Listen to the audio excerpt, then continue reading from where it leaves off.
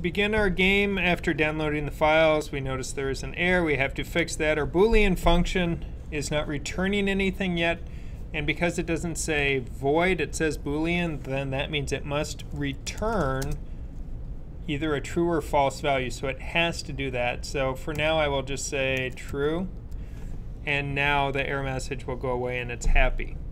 So that fixes the timer class for now. We can just save that, and we'll come back to the timer class a little bit later this afternoon. The first item that we are going to work on building here is creating the catcher class, or completing the catcher class. And once that's completed, then we'll go back to the game class and add the catcher to it, and then watch how that process works. And then we will create a drop, and then we'll have the catcher catch a drop. And then once we can catch one drop, then we'll get rid of that drop, and then we'll add in an array of drops, much like your 1,000 object homework, and then start catching a group of drops. Probably start with a manageable number like 3 or 5 or 10, not 100. And then after that, we can start adding in more bells and whistles and start making the project better. So to begin, we need to set up the catcher. The catcher in this beginning version is simply going to be an ellipse. We draw the ellipse at the location of the mouse.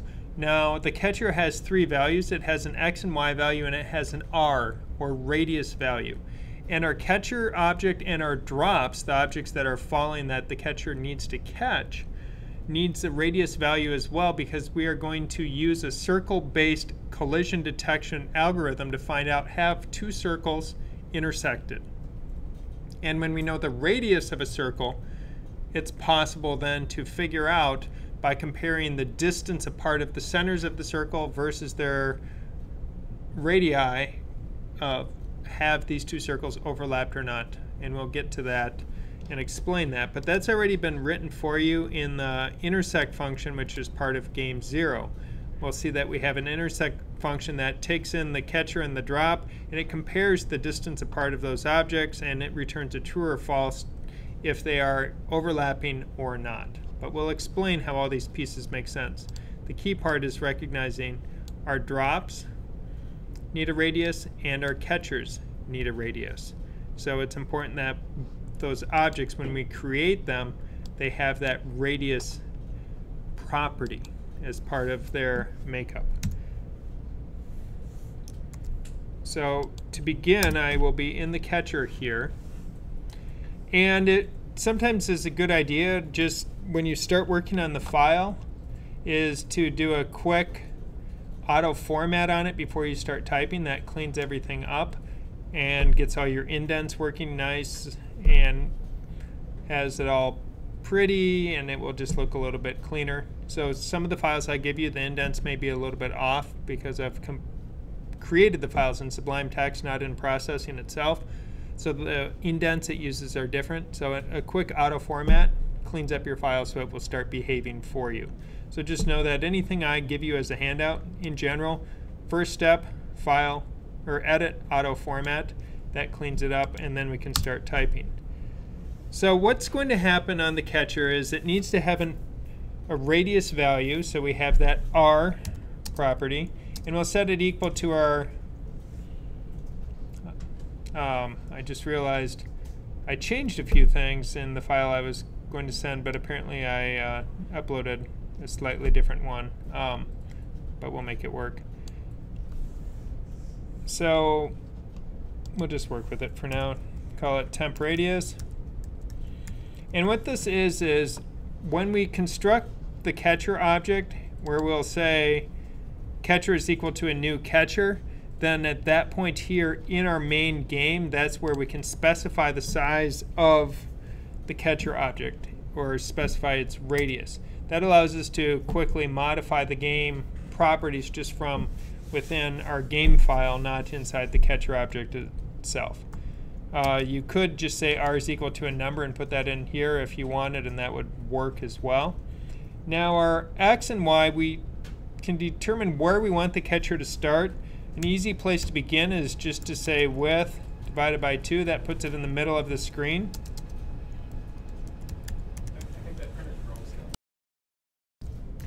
So we'll position the catcher at the center of the screen. So we'll just x is width divided by 2, y is at the height divided by 2. Now under update, what we want is we want the catcher to be wherever the mouse is. So for update, we can just simply say x is equal to mouse x, y is equal to mouse y.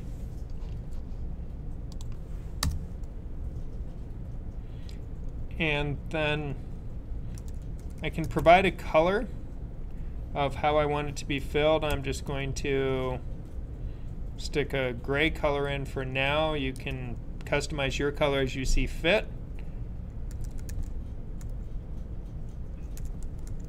And then I will draw my ellipse at x, comma, y, comma, r times 2. Remembering that r was a radius value, and then I will say r times 2 once more. So because it's a circle, we just multiply it by 2 because the radius is half of the diameter or the width and half of the height of our circle object. And that completes the catcher class. So catcher is pretty straightforward. It's not too bad to institute as part of the project. So we can make that happen pretty quick. Now if we go back to game, at this point we're going to add in our catcher class, or catcher object. So under setup, I just will simply say catcher. And now this is the lowercase version. The capitalized version of catcher is the class name. And I will use the lowercase version of catcher to represent the instance of that I'm using in my project. And I will say new catcher. And I can give it a size. If I put 25 in, that means my catcher will be 50 pixels wide. Now, I also realize I probably should have done something else before doing the catcher, and I should at least do a size. Size should always be the very first line inside your setup function. Size should be the very first line of code. And now for my size here, I will just simply say 800, comma 600. So that now sets up my object. So I've set the size of my movie. I've created an instance of my catcher. It will have a width of 50 and a height of 50 because its radius is 25. And now under draw, I can simply say catcher dot update catcher dot display. And once I've done that, my project is runnable. I hit go, and we can see that it is indeed drawing the circle. Now, it's not wiping the background each time. It's not cleaning house. And that is something where we need to take care of that, of figuring out, well, what is going to happen with that? There's a stubbed out function called clear background.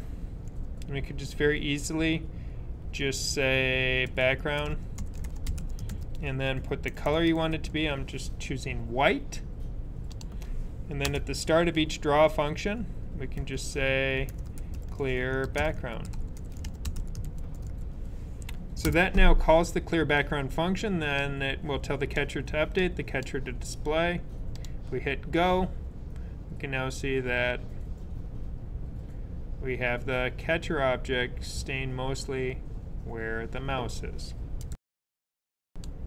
To create the drop, I'll start out and just go through my variables and give them values in my constructor for my function. X is going to be equal to a random number, and my values that I can work with, I could just go 0, not O, 0, comma, width, and that's going to give me a decent range, but I do run into the possibility that my circle could be half off the screen on either side, because that means the center point could be at 0, so I'll get half a circle over here, or it could be at the full width and I would get half a circle over here.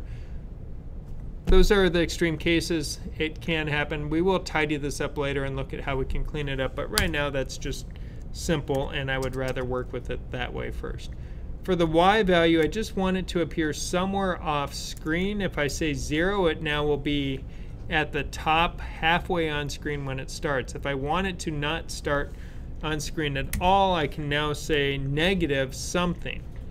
Easy negative would be negative r times, and then just choose some value like maybe 4. That's what the textbook used. It's a negative value for the height of the object. You can do that, or you can leave it at 0. That's fine. I mean, it really is not going to have a huge impact right now.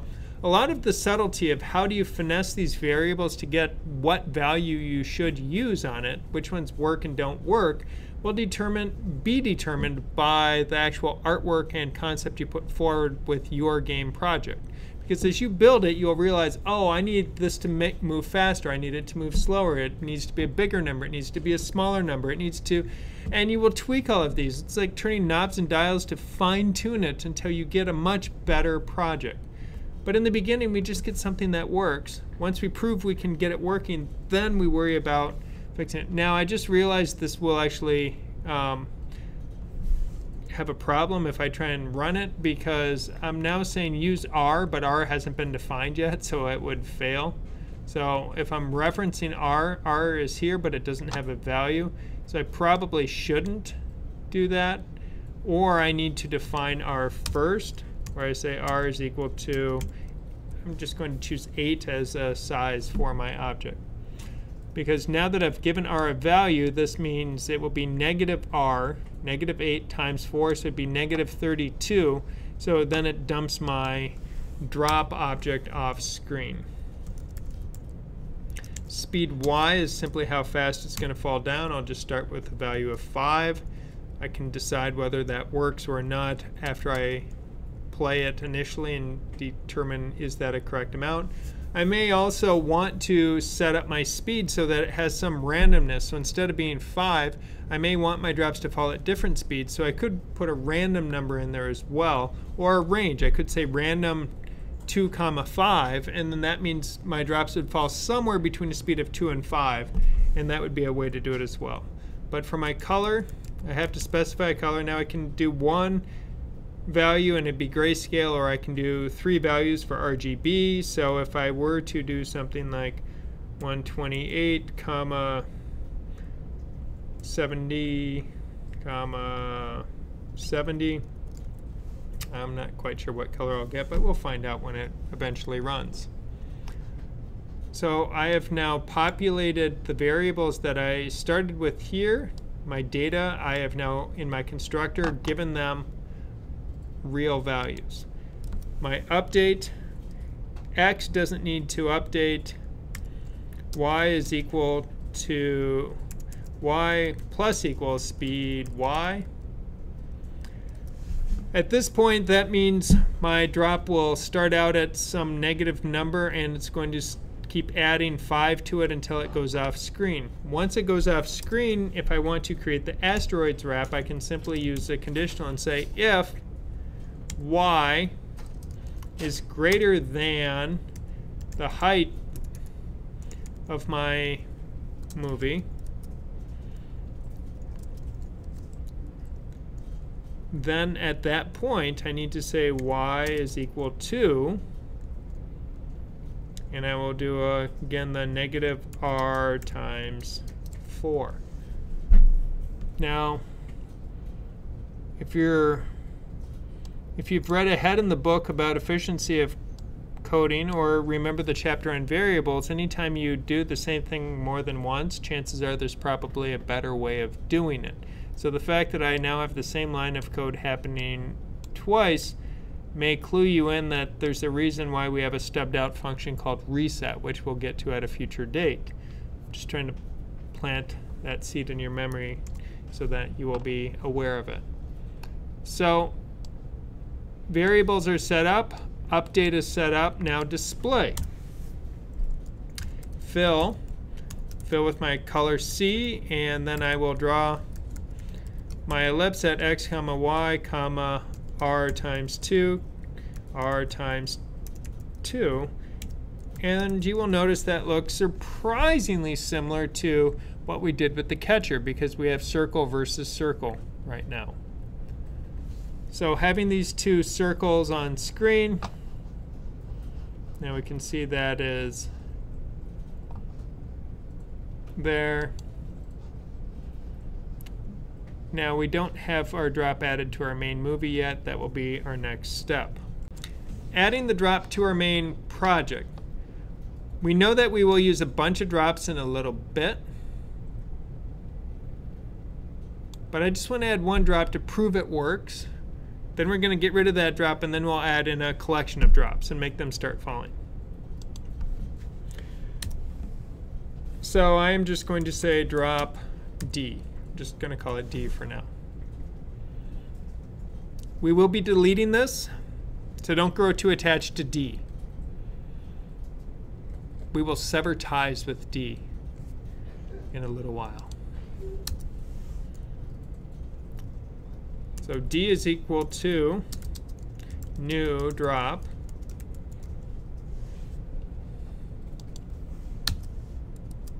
D dot update D dot display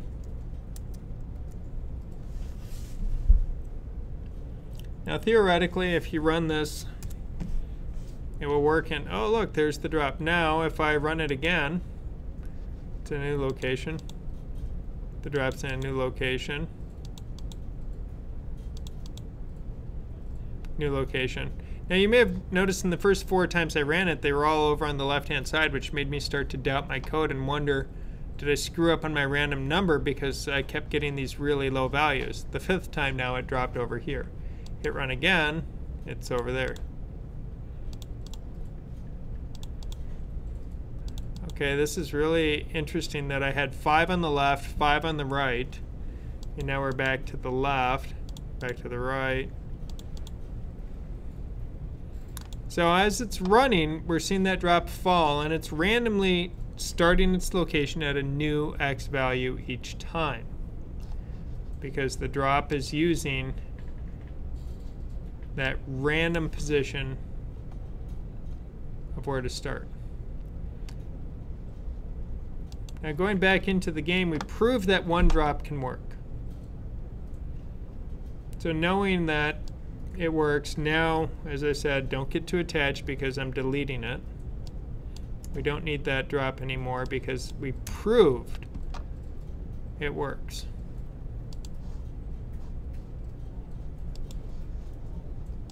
The next step is to create our collection of drops. So if I say drops is equal to new drop, because we have drops here, this drops is our grouping of individual drops. So drops is equal to new drop, and now I get to say how many. I'm just going to start out with a moderate number of 10.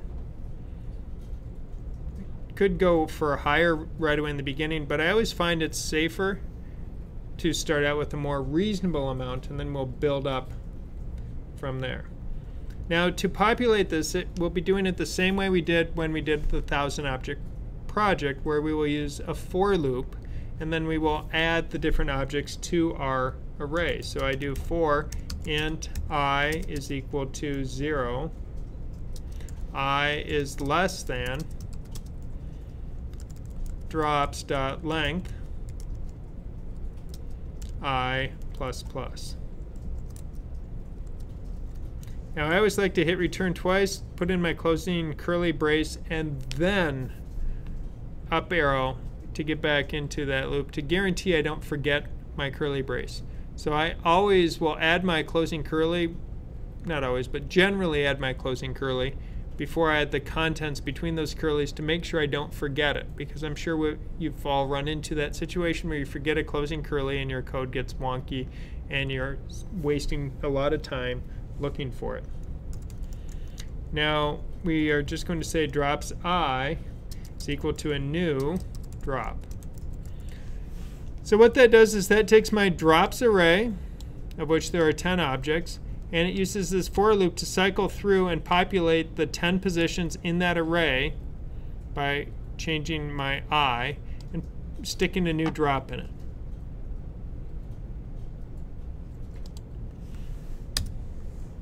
After I've done that, I'm going to go into my draw function and have the same for loop, except the contents of it will be a little bit different. So you could copy paste, but I would encourage you to type it right now, simply because it will help to reinforce the syntax and also just to kind of embed into your memory of what you're actually doing.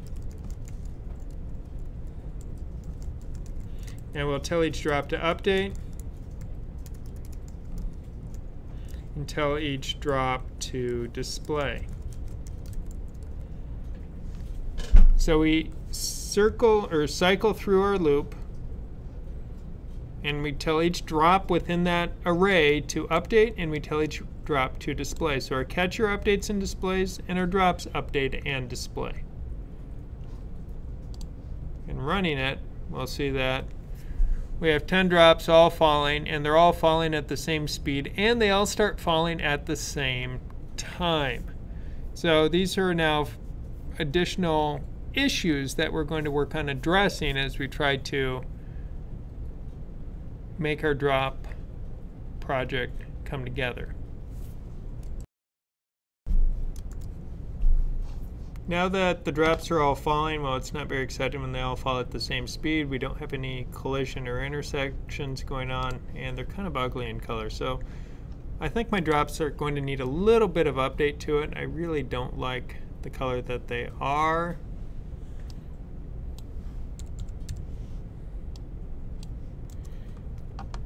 So I'm going to make it more of a yellow color. Let's see if that's a little happier. Oh, that's really bad. Okay.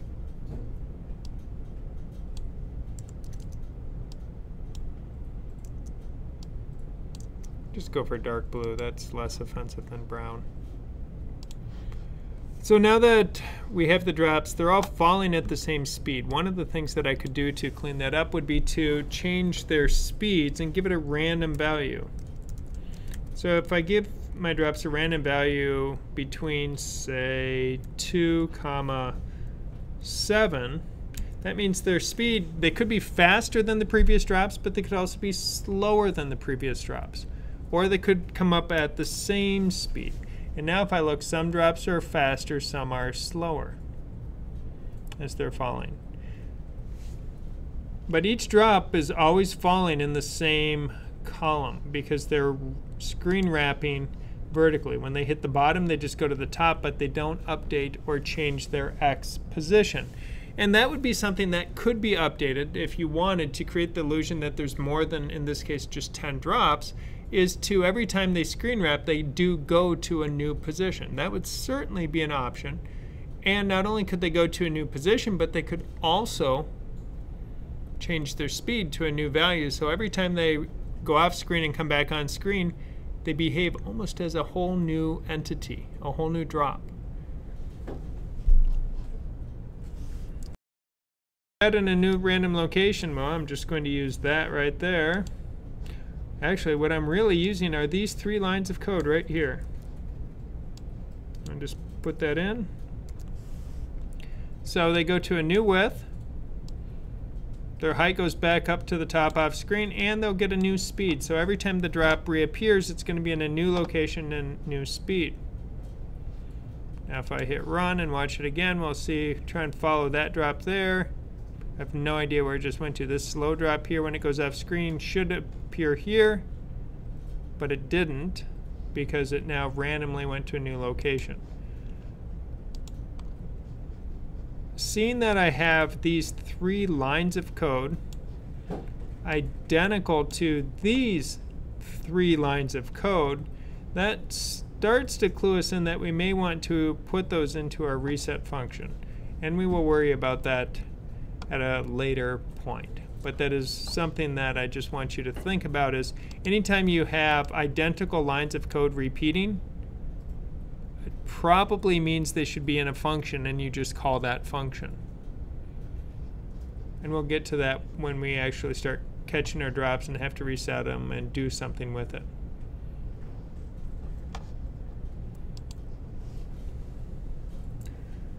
Now comes the moment of truth. Now we want to find out, have our drops intersected with the catcher. And if the drop intersects with the catcher, how do I then deal with that? Or what do I want to have happen? And that's where things get interesting. And after we do that, then we will look at our timer that we fixed at the beginning, and we will actually finish the timer class and then use it to control the release of the drops. So instead of having all the drops start falling at once, first one is falling, then a second will fall, then we'll have 3 active, then we'll have 4, and it will just keep working its way through the list of drops that way. So figuring out, have our 2 objects intersected. What we can do is say if, now it just so happens there's this handy intersect function that was provided to you. So boy, some nice person decided to help you out today. That's pretty awesome. And what we're going to do is we will find out, we will call the intersect function, and we'll notice the intersect function is wanting us to give it the catcher and give it a drop. So then we pass to it the catcher, and then we pass to it the current drop that we are working with. That's drops square brackets I. So if, well, not plus plus, not minus equals, equals equals. So if intersect is true, so if it returns a true value, then at that point we will want to do something. And we'll figure out what that something is in just a moment. The intersect method is accepting 2 objects that have a radius value. So these horizontal lines represent their radius. And what it does is it compares the distance. So it now compares the distance between the center point of this object to the center point of this object. So it now compares that distance of center point to center point. And it's comparing that distance, the distance between their 2 center points, versus the radius of one object plus the radius of a second object. And if we look at those 2 objects, I just added radius 1 and radius 2. Here are the 2 radii. If I add those together, we can see that the 2 radii added together are shorter than the distance between my 2 circles. And knowing that, these circles clearly aren't overlapping. Now back in processing, I look and say, if the distance between my 2 center points of the catcher's center and the drop center, if the distance between those, and that's what the word or the function dist does, it figures out the distance between 2 xy points. So if that distance is less than the sum of radius of catcher plus radius of drop,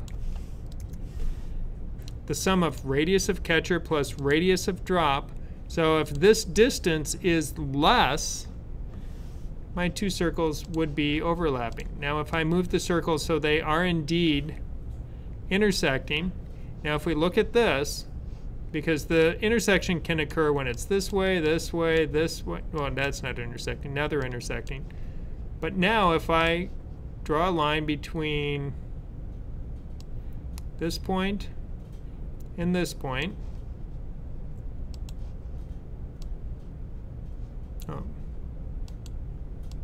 move that line back off. And now rotate that so it's horizontal.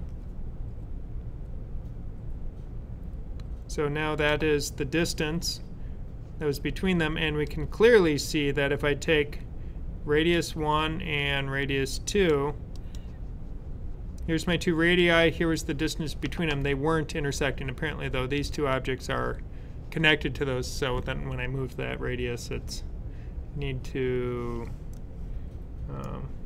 ungroup that, ungroup that. So now when I move it, it won't affect it. So here, when the two circles were overlapping, this bottom line was the distance between them. Here's my two radii added together, so we can see that distance is smaller than the two radii of the circles. If that distance is smaller than the two radii, returns true. But when distance is bigger than the two radii, it gives me a false value indicating they're too far apart and are not intersecting. Intersect is happening. At this point, we need to do something. We need to figure out how do we update that object. Right now, I'm going to do something a little bit heavy-handed, and then later on we will come up with a much better solution. But right now I want to just do something so we prove that intersection is occurring. So if we say drops I, so if they intersect, we will set up speed y of that drop, and we'll just kill it. We'll make it park on screen. So if they intersect, done. It's stopped. It doesn't get to play anymore. Now if I run my project, and they're falling, if I catch one, we see it stop. So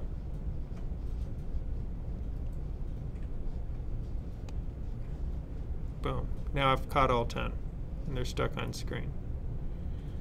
Now that particular method gets a lot more fun if instead of 10 drops you have 100 drops, because then you're just like painting through, freezing them as they fall.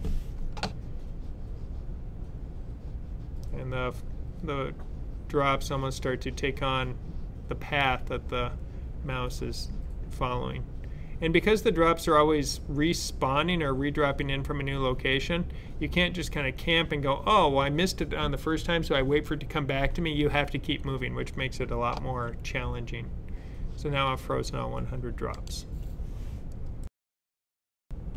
To complete the timer class, it's been stubbed out. We have the two variables that we need, our start time and our interval. Now, interval is going to be set to the time interval that gets passed to it when it gets created. Now, the reason we're doing it this way versus just making that part of the timer class is by building the timer class like this. This timer class becomes portable, and you can move it from project to project to project, where if you need a timer, it has everything you need, because the timer, it's a countdown timer where the timer, you say go, and it will now notify you if you ask when it's complete. So if I want this timer to tick off the seconds, I tell the timer I want it to be a 1 second timer, and I listen for when it's done. When it tells me it's complete, I tell the timer to start over again. So it's not a continual running clock per se, but what it does is we can now tell it to just keep looping based on the time interval that we pass to it when we start it. And we may end up using multiple timers in your game. Some people will want a timer, a countdown timer, so maybe it starts at 30 and then it counts down from 30 and goes down to 0 seconds, so it does 30 seconds. But we're also in this case going to use a timer, so every half second we will release or make one drop active in our project. So we're going to modify how we're displaying the drops and working with it to avoid the hailstorm effect, and now have a more controlled release of the drops into the game project. So the time interval is passed to it. So in our main game we'll say timer is equal to a new timer, and we will tell it how long interval we want that timer to have as its kind of unit of measure. Is it a second timer, a half second timer? What is it? Now when timer starts, we say start time is equal to millis, or millis, as in millisecond. So what this does is this gives us a number from whenever our program started running, the computer started a clock. and it's ticking off milliseconds or 1/1000th of a second. And it's going to keep running until we stop the program. So when the program starts running, the millisecond clock is going. And it will go the entire time it's running. So what we do is every time we tell the timer to start, we say, what is the current time in milliseconds that you've been running? And it gives us a number. We don't even care what that number is. It just gives us a number. But then we're going to use that milliseconds by grabbing it a second time, because we grab it when it starts, but every time we call complete, we're going to grab a fresh copy. Now, right now we're creating a timer that's kicking out, we can use integers here. So we'll find out how long has our time interval been. You say, give me the current time. So every time I say millis, it gives me the current time. And then I subtract from that, what was the time when my timer started? So I take elapsed time is, so if, let's just say, for instance, I tell the timer to start and my program's been running for 1 second. Okay, now that's millis would return 1,000. Elapsed time would be the next time I call this. If that's now, a half second later, millis would give me a value of 1,500. So 1,500 minus my starting time of 1,000 means my program has been running for exactly 500 milliseconds or half a second. So that's what elapsed time is going to give me. Then I will simply say if my elapsed time is now greater than my interval, the time amount I want my timer to be ticking off, then I am going to return something. And if you remember, I said I like to always get all my curly braces, ditch that for now, in first before I put in my values. So if my elapsed time is now greater than my interval, I can return true. Otherwise, return false. So this complete method or function that's part of my timer class, it figures out how long it's been running, and it checks to see is my elapsed time greater than how long I want this timer to run. And if that is true, it sends that message back to me. Otherwise, it gives me a false value. So this timer class, we can now recycle in any project that we need a timer element, where we will just say new timer, how long we want that timer to be able to tick off, and then we just, when we're running it, we just keep calling the complete method, and when complete returns true, we know the timer can be done. So that's how we're going to work with the timer. Now if you run your program, there won't be any change because we haven't integrated the timer into the game yet. This is now just completing the timer class itself. To get the timer into our game proper, we're going to need a couple new variables that we didn't have yet. One of those will be we need to know how many drops are currently active. In the beginning, of course, that will start out at 0. But then we will add to that. We're also going to want to have access to a value. We'll want to know our time interval that we're working with here as well. So we'll have our time interval. And time interval is simply the duration we want to be between each time the timer says, hey, I'm done. So we can do a half second, we can do a third of a second, we can do a full second. And part of that will be determined by your project. You'll figure out what number makes sense for that. So when we go to put that in, well, active drops will be, oh, and I need a timer variable too. We'll get to that in just a moment. So active drops will start out at 0. Time interval I'm going to start out with 500 milliseconds or half a second.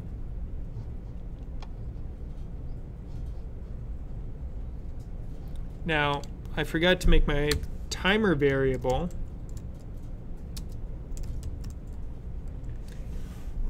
And I'm using capital T timer to refer to the class, lowercase t timer to refer to my drop timer. If you find that to be confusing, you could rename your timer to drop timer or something like that. If your game is only just going to have a timer to control the drops, I would leave it at timer. If you are going to have a countdown timer, so you're going to view it that maybe your game runs for 10 seconds or 30 seconds or something like that, so you have multiple timers, then the name should, you should have more than just the word timer, so when you look at the code, you know which timer you're referring to. So then it should have an appropriate name. I'm just going to go with timer for now, though. So I have timer. The first one is capital, the second one is lowercase. And then we can say timer is equal to new, capital T timer. And now it's going to be waiting for me to provide a value, and my value will be time interval, if I can type. So timer is a new timer, and I pass to it time interval, the previous line of code that I had. Start, we just simply say timer dot start, couple parentheses, call it a day. So that means at the end of setup, our timer is going to fire. Now if I run this, it should run. We won't see any change yet because there's all 100 drops just falling, but there's no change occurring because I'm not using the timer for anything yet. I've just put the timer in, but the timer isn't actually doing anything yet, and that's where we need to now update that inside our catcher game.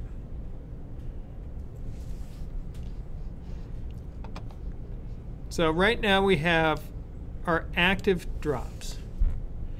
And what's going to happen is right now we have 0 active drops.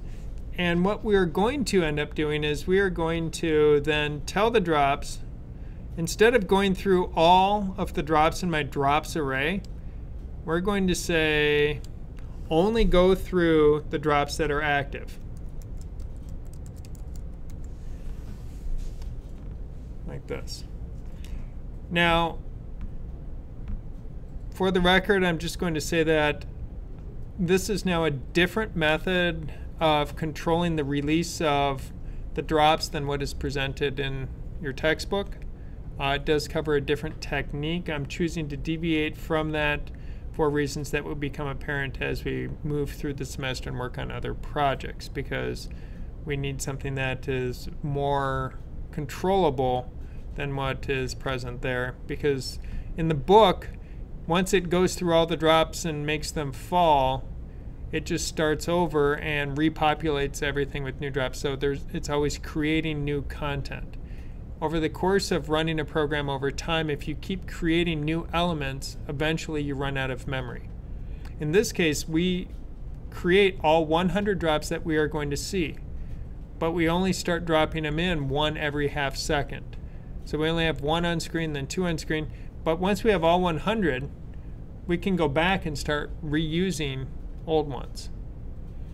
And instead of creating new, we end up recycling. And that recycling has a lower memory overhead because the act of creating things fills up memory over time. But if you just recycle, then you don't fill up the memory. You just put things in the garage and then you pull them back out when you want to use them again. That's overall a better way of working with that. So right now, if I run my project, we'll be sorely disappointed because now no drops are falling because we don't have any way to increase active drops. So what is going to happen is the timer is going to start. When the timer tells us it's done, we're going to make active drops get 1 bigger. And then when the timer, and then we'll tell timer start over again. And then when timer says it's done for the second time, we will make the second drop active. And then when the timer is done for the third time, we make another drop active. And we just keep that process going until all of our drops are falling. So that's the mindset that we're working with here. Now to pull that off, we can put some code in here, our draw function up here. And what we will do is we will do a conditional. We'll say if timer is complete, if timer is complete, and I don't have to say double equals true, but if that helps you to better remember what is happening. So this says if the timer complete method returns a true value. Because remember, timer complete, it's Boolean. It gives me a true or it gives me a false. So when it's true, that means the timer is done. So if it's true, then what we can do is say active drops plus plus. That means active drops will go up by 1.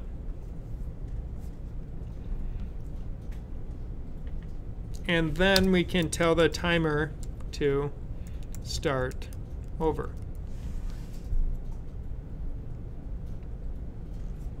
Now I'm going to go back and put my drops down to 10, and we will understand why in just a moment. So this says active drops plus plus. So when the timer is done, it gives me a true value. I make active drops go up by 1, and then tell the timer to start over. So hit it run. 1, 2, 3. So we can see they're running and falling. And then I got an error message. Now the error message is array index out of bounds exception.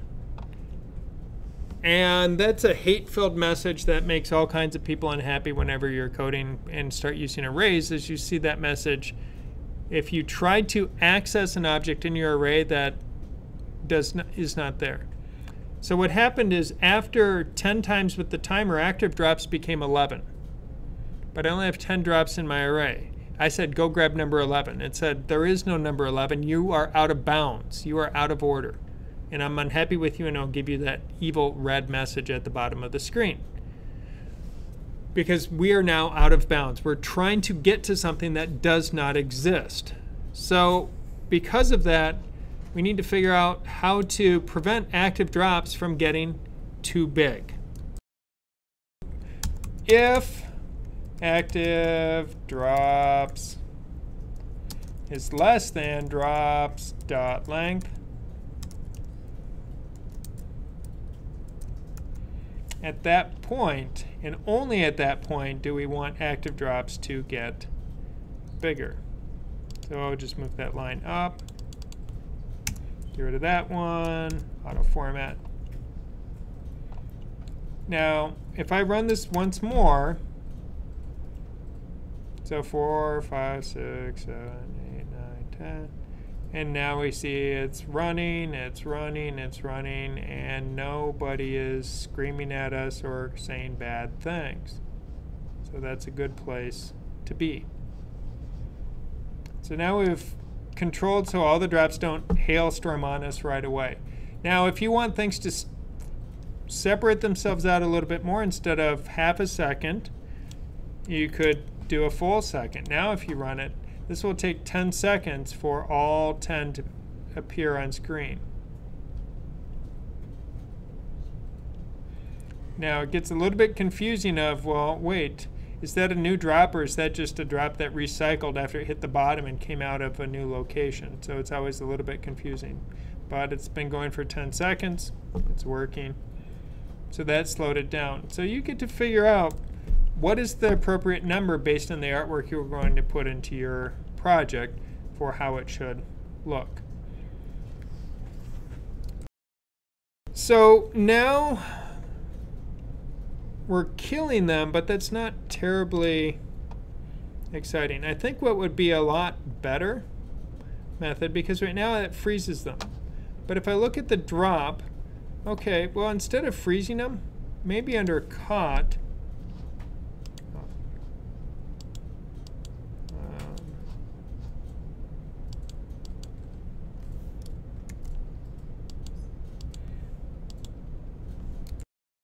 So we're going to put some stuff under caught. Under caught, I'm just going to simply say speed y is equal to 0. And at this point, we will send our object off screen, sort of. I'm just going to say, not minus equal, y is equal to height. Eventually, what we are going to do when we catch it, we will put things off the visible screen. But in the beginning, while we're working on this and developing it, I believe it's more beneficial to just dump it at the bottom of the screen. So if we catch something, we know it was caught, because we'll see all the objects line up at the bottom of the screen. We could also just line them all up at the top of the screen too, doesn't really matter. But putting them all somewhere helps us to be able to see that something is indeed happening. So inside the caught method, speed y is 0, y is equal to height, or y is equal to 0, or something. But I would still recommend keep them on screen somewhere, simply because then you can verify, yes, that object has indeed been captured. Now, instead of killing the object speed right here, what we can do is just call its caught method. So drops I.caught, couple parentheses, semicolon. And when we do that, so when that intersection happens, we tell the game that the drop has been caught, and now in my instance, it will dump it to the bottom of the screen, and it will stop moving. So now if I hit go, as I catch them, you'll see, if I can catch them, eventually they start lining up. 1, 2, 3, 4, 5, 6, 7, 8, 9, 10. There's my 10 drops all lined up on the bottom of the screen. So now we've managed to catch them all. It's kind of like playing a game of Pokemon. You got to catch them all.